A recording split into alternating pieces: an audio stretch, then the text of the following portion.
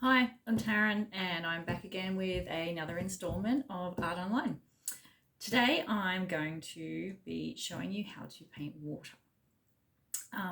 I love drawing and painting water. There's something about it's fairly impressionistic. It's just trying to capture the flow and the movement, and it's just a really nice process. So I've got one I've prepared earlier. This one's still drying a little bit. But you can see it's all about the ripples, it's all about the little changes in tone.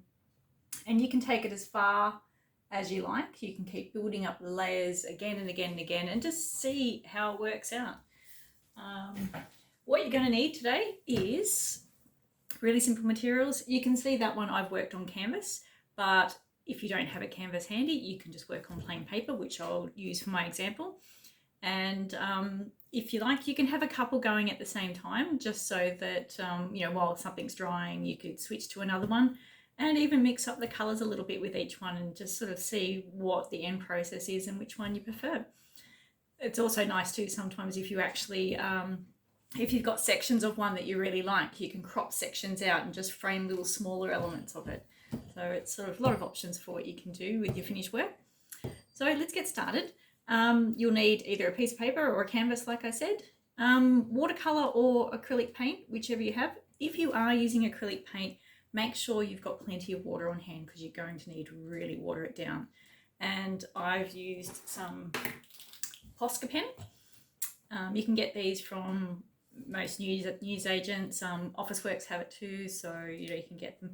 The one I'm using is a 1.3, but honestly, it's whatever size you happen to have or happen to find is totally fine. And of course some brushes and some water. So you want to have plenty of water because we want to make it nice and runny. And that's pretty much where you want to start. So I'll put you through to my page and we'll jump straight in. Now I will mention, if you are working on paper, as you all know, sometimes when you paint paper it does tend to buckle. The way to avoid that is to paint both sides with water and then let it dry out. The reason why it buckles is naturally one side's wet, so it wants to expand, and yet the other side's still dry, so that's why you sort of get that bit of a concave and cockling happening.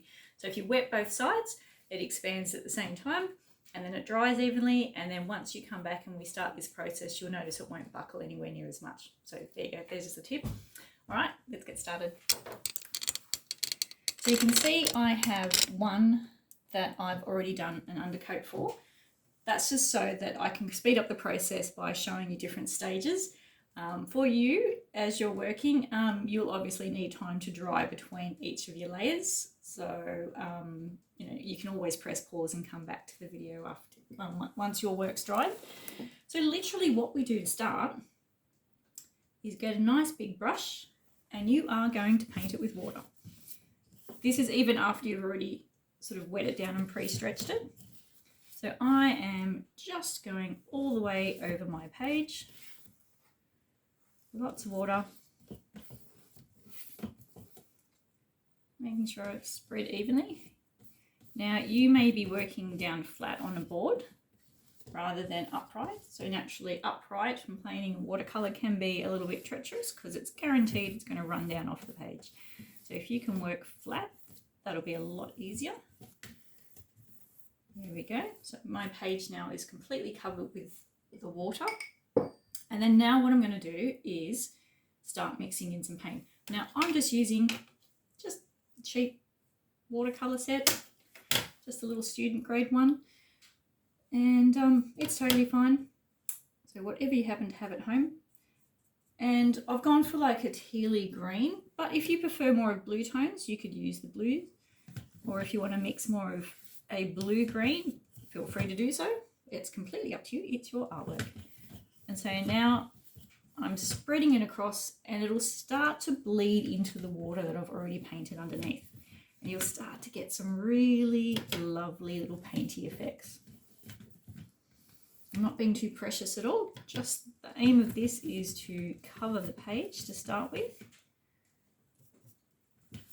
and get that nice base colour.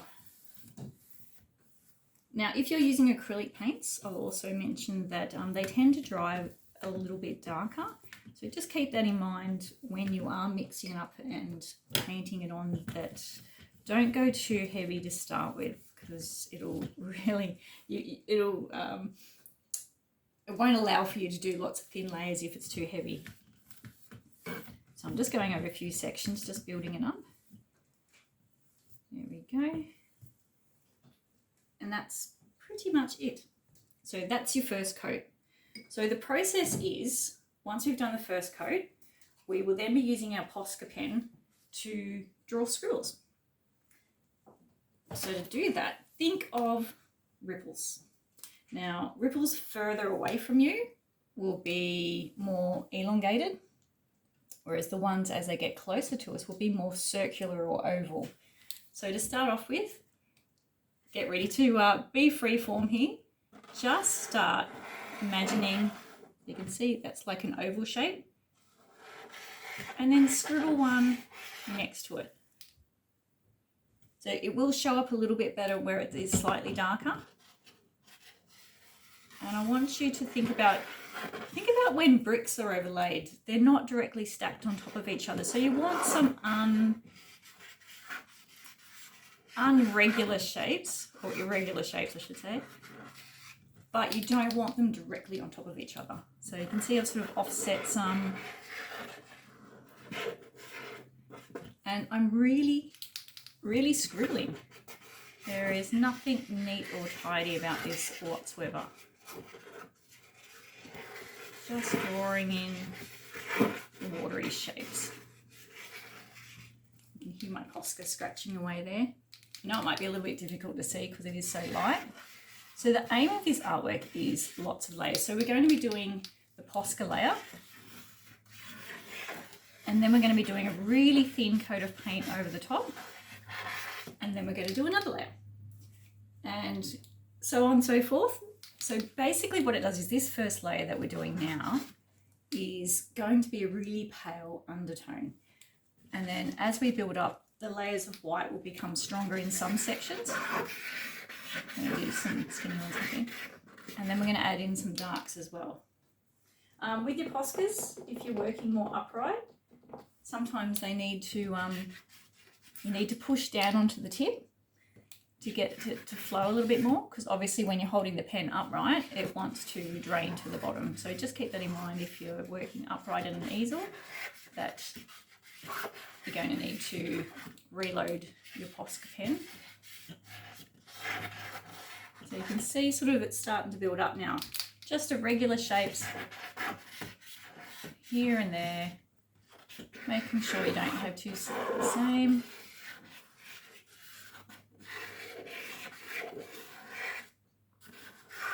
And right to the top of the page. So you can see what I was saying about how they're more narrow at the top and then getting bigger as we get to the bottom area here. Get my Posca happening again. Also too, some of your paints, if you're using, some watercolour paints tend to be a little bit chalky once they dry, and sometimes that can affect your Posca pen. It just dries the tip out a little bit. So if it does tend to sort of block up, just give it a shake and push on the tip a little bit more, and you should be able to get it to reload. There we go. So nice, being nice and freeform. If you feel, you can have download an image off the net of ripples and sort of just have a little look at it and get an idea of the sort of shapes that you might find. Some people sort of quite happy to sort of make it up as they go, and other people prefer to have something to look at. So feel free to grab yourself some inspiration. And also too, you might be able to get ideas for different tones. There we go. So you can see that's pretty much the basis for our artwork. And after that, we are going to do another layer, like I mentioned. So I'm going to get my brush again. I'm actually using quite a big brush, this sort of size, because I also don't want to get too bogged down into trying to paint things in yet. It's more about just these little subtle layers. Excuse me, I've got a frog in my throat. So now I'm going to come back over again and deepen my colours. And what that will do is tone down those whites. And the Posca's alcohol base, so the water won't affect it at all. See how that's starting to deepen those colours? This is such a fun process. I love it. Coming back over the top. And it's okay if you're heavier or lighter in different areas because we want that to add to our watery look.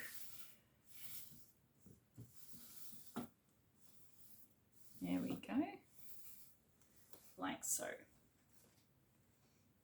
So you can see now the white that we've drawn on has softened and it's not as intense. So this is the process that we're going to do. So each layer you can start from now on to focus on sections. So once this dries, we're going to paint some of the whites back in again with the Posca pen, and then we're going to come back and highlight some of the areas again. So I'll use my first one for an example. So you can see how bright the whites are in here. So what we're going to do is each time we do a layer, so I've drawn on that, I've done a wash, you can see I've come back and added a few little darker sections in here and there. And then using my Posca, I'm going to come back and really whiten these little joins in between our shapes. Really brightens them up. Because what we're actually going to do later is you can add in some little glistens into it. You know how when the sunlight hits the water, you get those beautiful little shimmery lights? We can add some of those into afterwards. So you can see I'm sort of drawing in the in-between sections. Just sort of love the shape in here. So you play around with your shapes more. Get creative. I'm going to whiten that one a little bit more. And it's all about just going back and forth and playing with the movement. You can see I sort of like to do lots of nice flow arm movements with the Posca.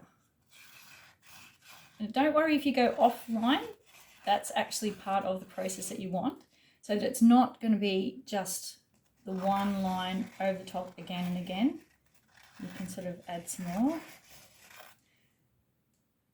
Like so. You can add sort of some ripply highlights inside of these shapes as well. Like that. Now, thankfully it's a fairly warm day in my studio today, so my paint will be drying fairly quickly. But if you happen to have a hairdryer and you're a little bit patient and you want to jump in for the next step, feel free to grab the hairdryer and give it a bit of a dry between coats. And that way you can keep going. There we go. So you can see what I'm doing here, these lovely shapes building up. So back to the other one while it's dried a little bit. Right. So like what I was just doing, focusing on those shapes again. Just get my Posca to work a bit more.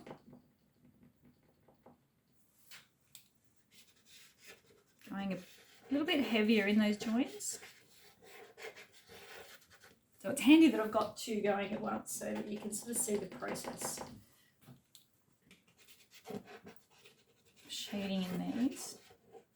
Now if you've got a thick Posca, you obviously try and keep some of the lines a little bit lighter if you can. So you obviously just don't push too hard. And sort of lift the Posca up a little bit more, so you're just using the tiniest bit of the tip. So you can see now on this original one how it's sort of starting to work.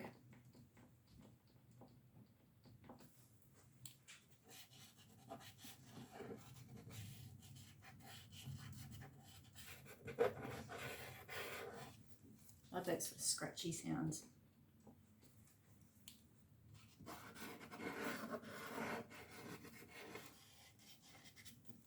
This would be a nice one to do on a really hot summer's day when you're just dreaming that you're in the pool. Looking at the glistening water and feeling all relaxed and cool.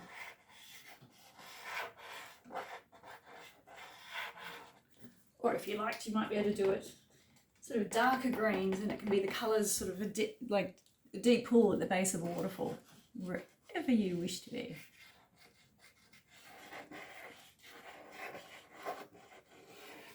Running it around, darkening it up.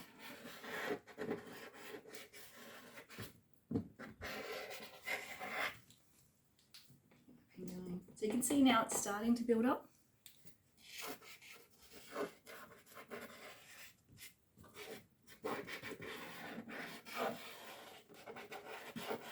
Back and forth.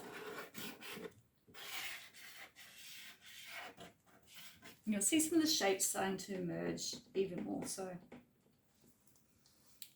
Give a look at any of the ones that you're not particularly happy with, or if it's sort of standing out a little bit too much, you can feel free to come back over the top and change it a little bit. I'm going to add a couple of little scribbles inside as well, just so they're not all just like tiles where you've got sort of, you know, the grout between them and in the shape itself. It's meant to fit nice and freeform.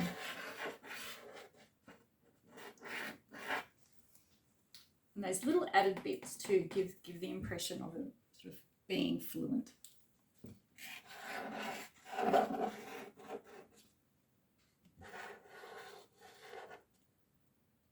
Little shapes.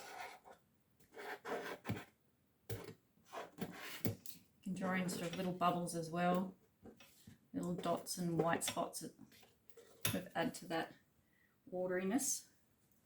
I'm not sure if that's a word, but it is now. Quite often with the ocean, you'll get little bubbles of foam in it as well. Okay, so that's my next layer. And then you guessed it, we're going to do another coat. So grabbing my big brush again, dipping it into the paint, making it nice and watery. And then this time I'm actually going to draw some of the shapes, not sticking, not like a, you know, color between the lines type thing. I want you to sort of play with the movement again. I'm sort of just letting my brush run over the top. Some of them I'm going to color in completely, painting, coloring, and other ones I'm sort of just drawing around the inside of the shape.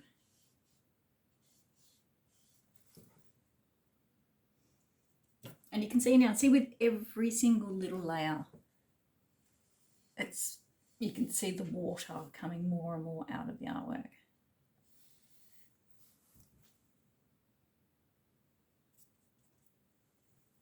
Might go darker, and if it's, maybe make this one a bit darker.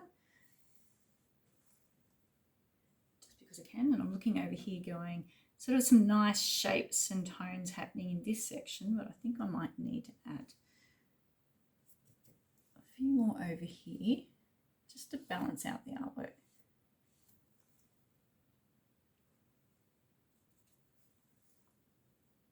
Maybe another squiggle up in here.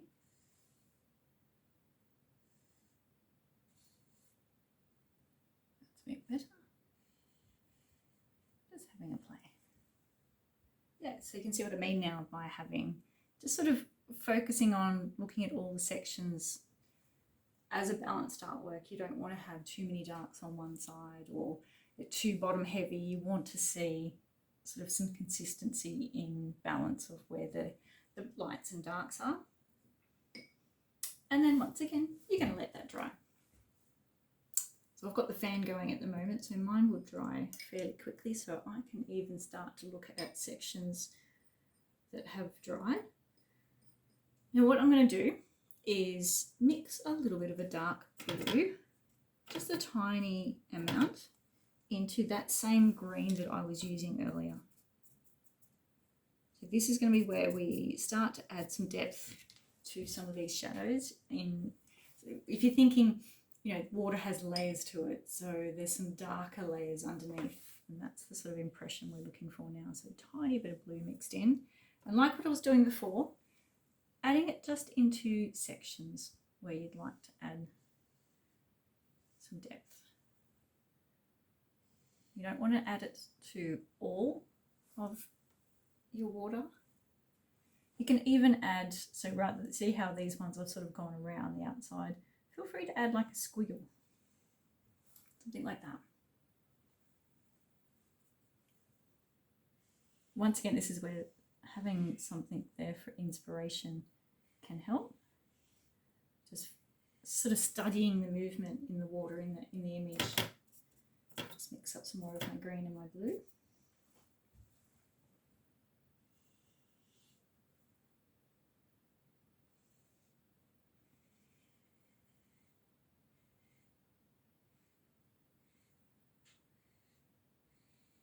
There we go. You can see I go quiet when I'm focusing. Now let's start working up in here. Oops, a little bit more blue in that. Slowly building up the layers. I think I've neglected this top section up here, so let's have a look up here now.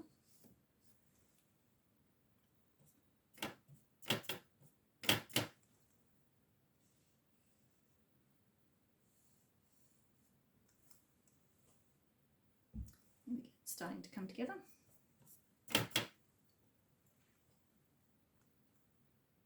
Put some down here.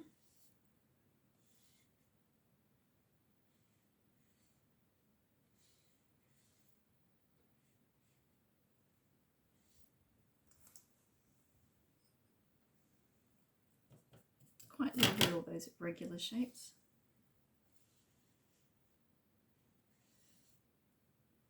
I've filled that section in completely. Only because I've got all these smaller areas, it almost needed just to have one area that was a little bit longer and slightly different to the other sections, just so it's not too uniform.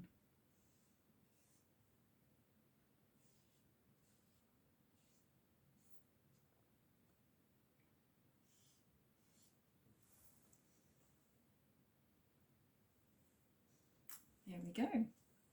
And so the next section after that is completely up to you. You can do several more layers with you could do the light green again. You could come back and add some more blues in it. You could come back and really start to focus on some of these in-between sections by really lightening up a few of them, if my pen wants to work. Yeah, it's got some green pigment stuck in the top. So those joins actually colouring in a few of the sections completely.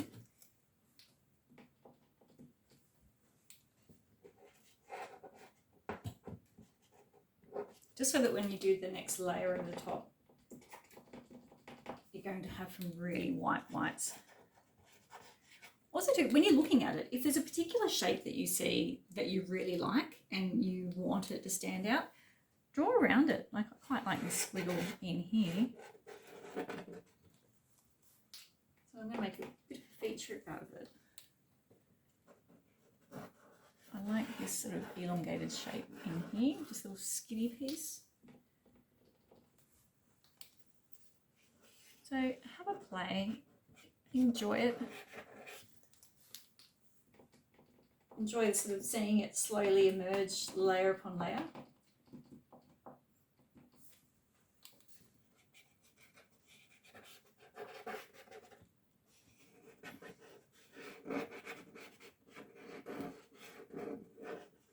Like those shapes in here.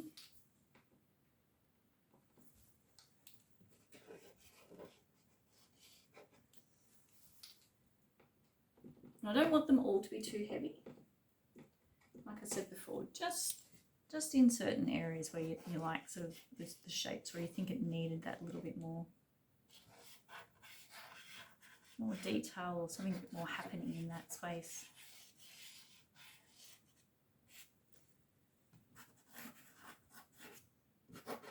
There's a lovely shape in there.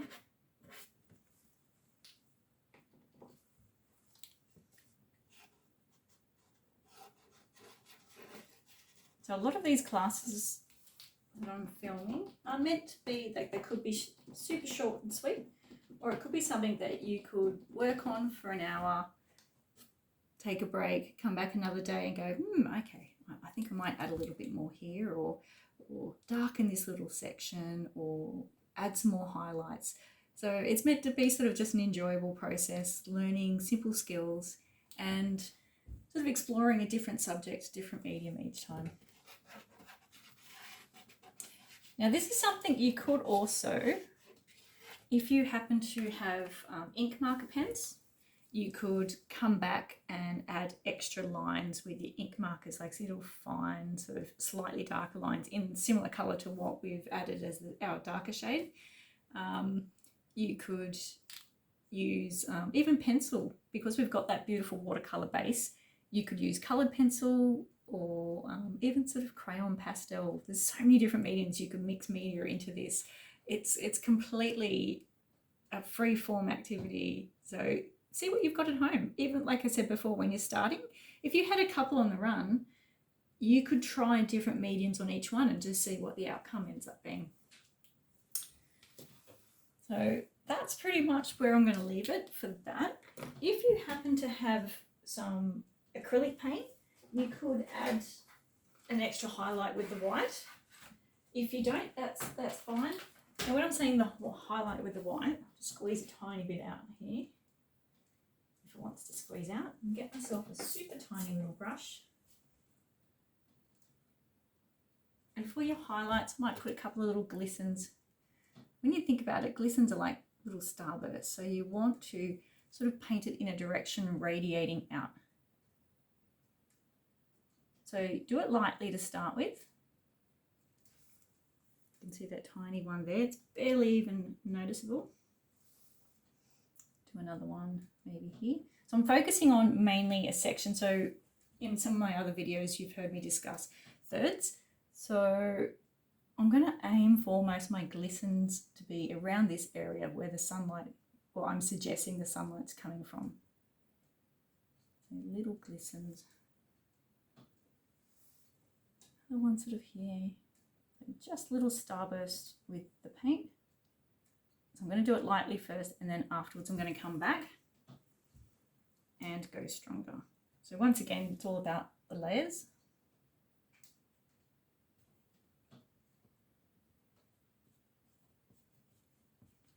Dragging the brush in a circular motion.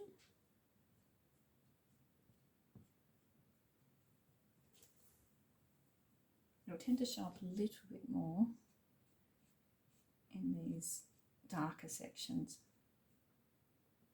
Got a bit of a blob of paint there. Wipe that off.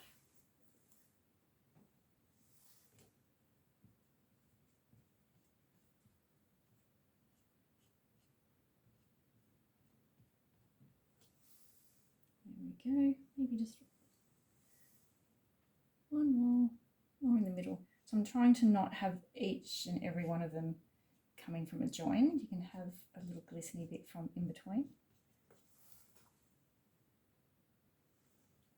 And then come back and put more of a blob into each one. So we want that intensity of white.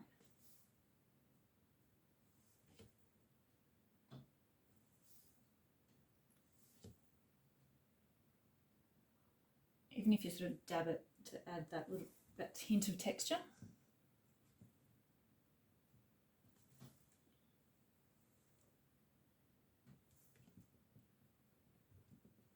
Another one there.